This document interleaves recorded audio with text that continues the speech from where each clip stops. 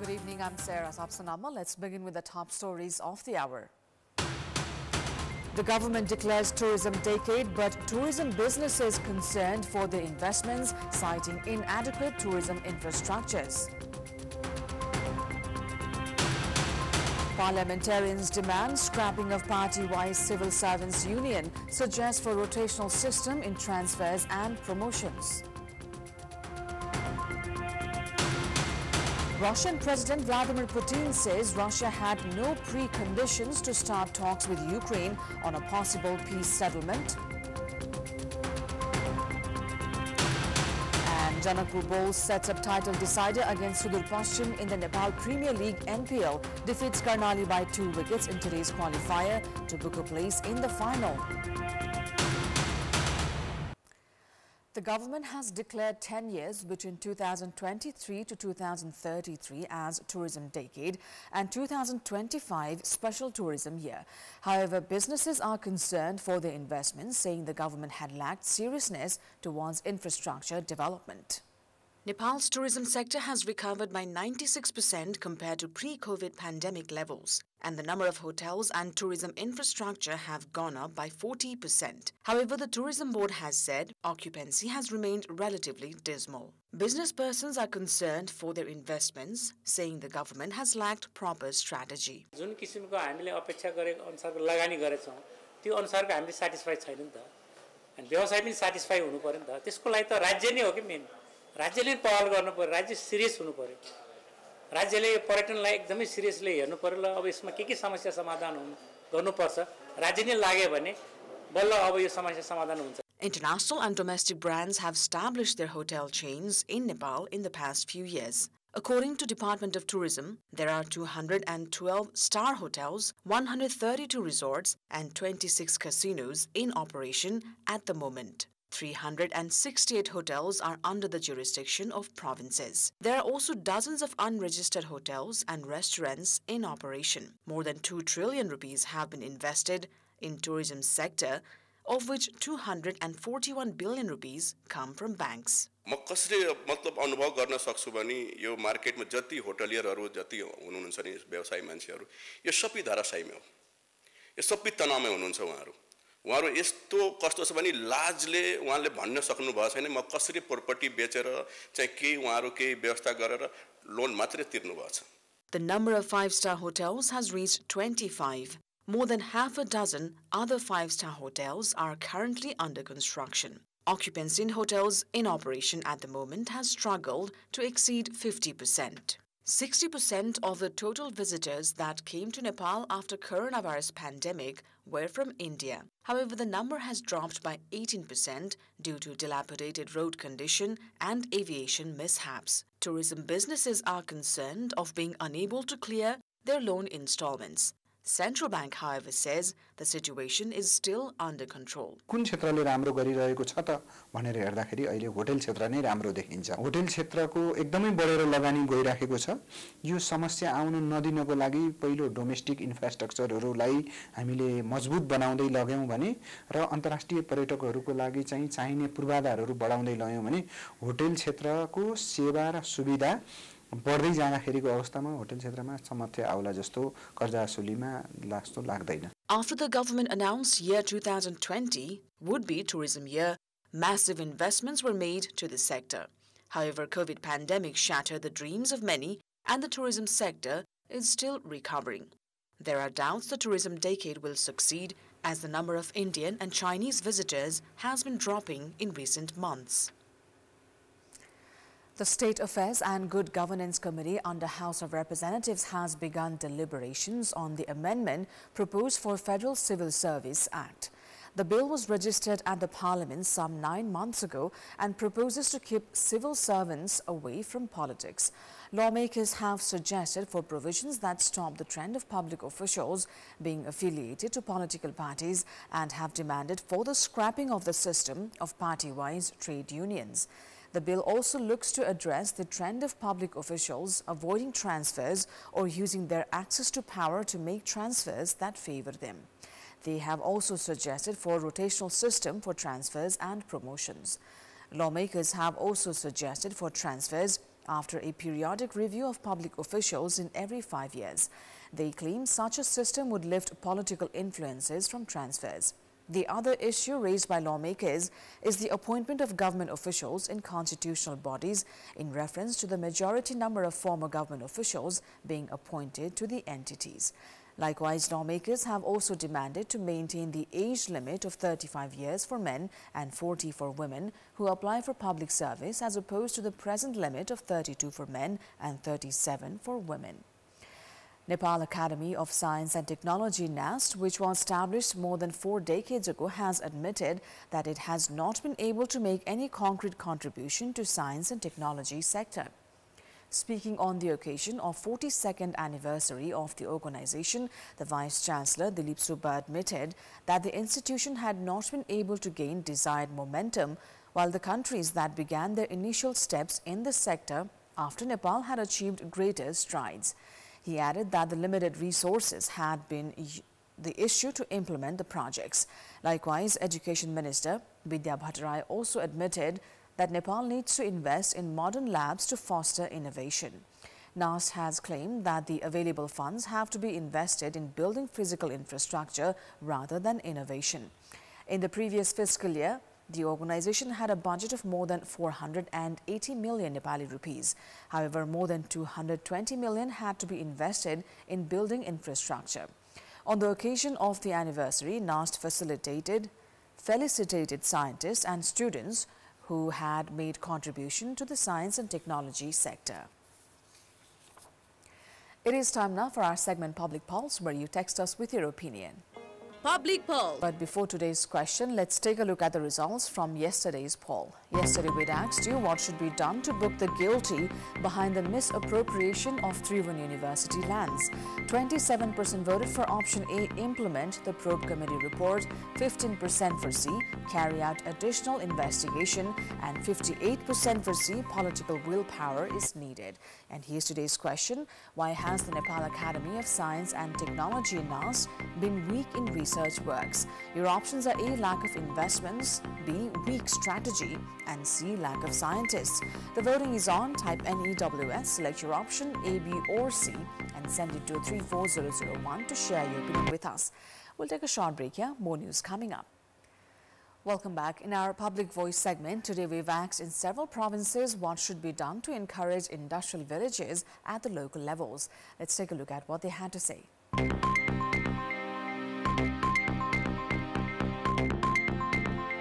युवाहरूलाई सिप उद्योगमा काम गर्ने सिपमूलक तालिमको आयोजना पनि गर्नु पर्दछ।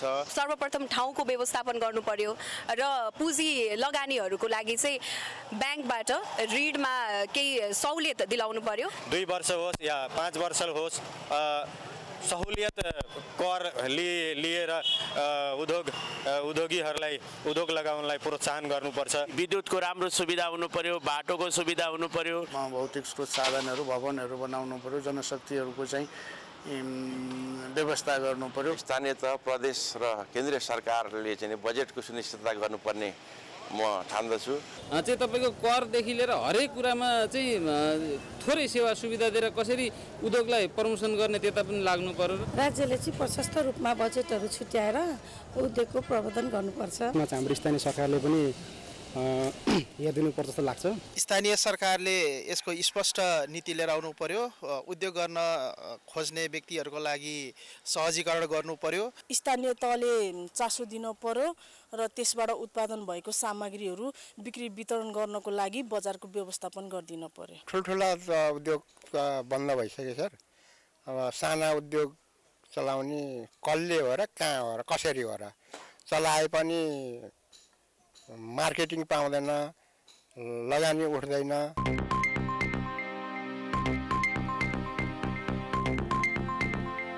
Time now for international update.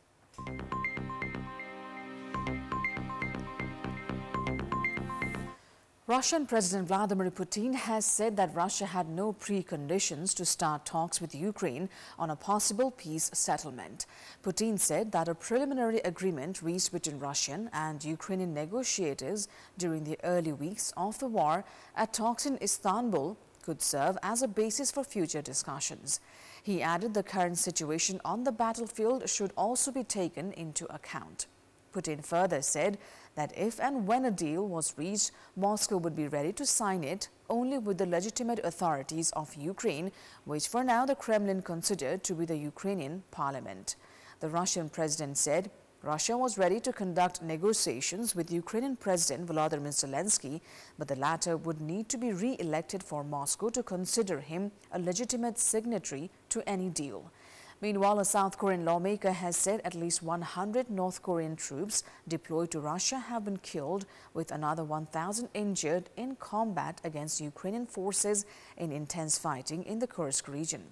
South Korean Member of Parliament Lee Song-kwin stated the heavy losses are attributed to the inexperience of North Korean troops in drone warfare and unfamiliarity with the open terrain of the battlefield. The year 2024 was a politically charged year, defined by rising tensions, unexpected alliances, and leadership decisions that reshaped the global landscape. Today, we're looking back into the month of February in the world 2024.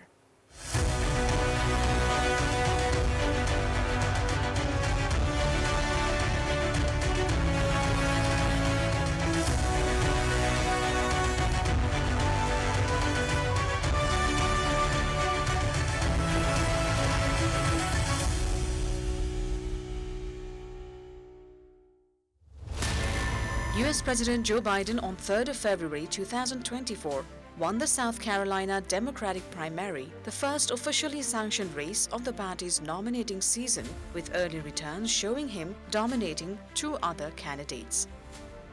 3 days later, Buckingham Palace issued a statement stating that King Charles was diagnosed with a form of cancer and postponed public engagements to undergo treatment, but added he remained wholly positive about the scare less than 18 months into his reign. On 8th of February, President Volodymyr Zelensky replaced Ukraine's popular army chief with his ground forces commander on. The shake-up ushering in a new military leadership followed months of speculation about a rift between Zelensky and army chief General Valery Zaluzhny, who many Ukrainians saw as a national hero. The White House on 10th of February rejected comments made by former U.S. President Donald Trump about not protecting NATO allies from a potential Russian invasion as appalling and unhinged. Russian opposition politician Alexei Navalny, President Vladimir Putin's fiercest critic inside Russia, died at the age of 47 in an Arctic penal colony on February 16th, sparking accusations from his supporters that he had been murdered. Navalny made his last appearance on February 15, dressed in black prison uniform. On the 19th of February, Russian forces claimed full control of the vast Soviet-era coke plant in the ruined Ukrainian town of Avdiivka, cementing the biggest battlefield gain in 9 months after one of the most intense battles of the conflict. The US and British forces carried out strikes against more than a dozen Houthi targets in Yemen on 24th of February. Palestinian Prime Minister Mohammad Shtayyeh announced his resignation on February 26 as the Palestinian Authority looked to build support for an expanded role following Israel's war against the Islamist group Hamas in Gaza. The move came amid growing US pressure on President Mahmoud Abbas to shake up the authority as international efforts intensified to stop the fighting in Gaza and begin work on a political structure to govern the enclave after the war.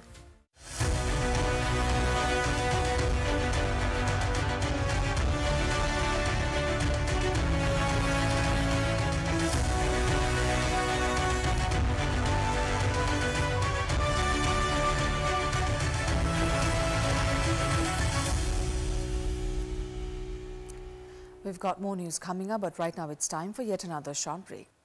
Welcome back. It's time now for a sports update. Sports news. Karnali Yaks, who had a terrible beginning in the tournament, was unable to make her turnaround even towards the end. Due to lack of proper batting, they lost an opportunity to play the final of Nepal Premier League. Not being able to stop the terrific batting of Jimmy Nisham and some misfields in the death over contributed to the loss.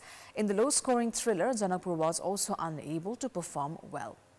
Karnali was invited to bat first in the eliminator against Chitwan Rhinos. Kolsawala was unable to perform in this game while he scored a century in the former. Karnali's batting lineup collapsed against Janakpur. Dev Khanal showed the intent, however he was dismissed in only 24 runs. Wicket को अनुसार बोर्डमा 130 भयो भने हल्का हुन्थ्यो तर त्यो कुरामा चुक्यौं अझै पनि बलबाट हामीले जित्न सक्थ्यौं बट भएको कुरा भएन.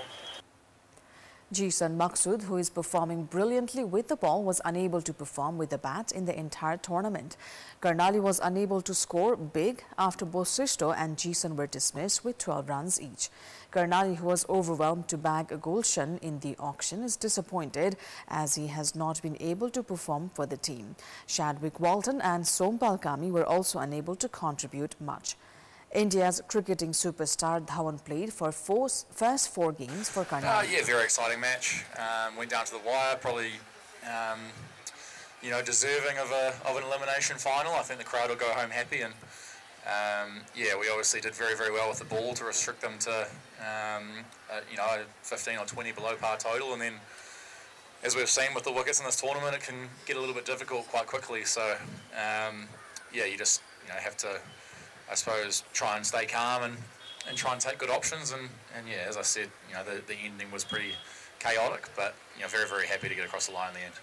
Obviously, त्यो टिममा ब्याट्सम्यान हेर्दाखेरि निसमले नै तलबाट खेलिरहेको थियो. मैले अस्तिको पार्टीमा पनि निसमसँग गएर म तँलाई आउट पार्छु भनेको थिएँ. उसले फ्यान्टास्टिक भनेको थियो र अहिले आउट पारे. Mayank Yadav, who debuted in the Nepal Premier League NPL, scored a crucial 14 runs, while Shermala scored not out 14. Janakpur was not able to perform well even in low-scoring match. Overall, this match turned out to be the battle between Karnali and Jimmy Nisham, who was later declared man of the match. I don't really care if I get out. It really helps. I think on wickets like this, it can be very, very difficult to play conventional cricket shots. It's very, very hard to, I suppose, stand there and play off drives and cover drives and I suppose get your innings going. And yeah, I think having a little bit of extra power, I guess, to try and go aerial is very, very helpful. And I've tried to take aggressive options whenever I can. And a couple of games it hasn't worked. I've got a couple of low scores or 2 or 3 low scores, so it's not a guaranteed solution, but it's a plan that I've kind of committed to in this tournament, and I'm going to come out again on Saturday and be aggressive again, and it might work, it might not, but I'm certainly going to continue committing to the game plan that I've chosen. Janakpur is set to clash with Sudur Paschim Royals in the final on Saturday, a clash that has been dubbed by the supporters as Nepali El Clasico. That's all for the moment. Thank you for watching. Good night.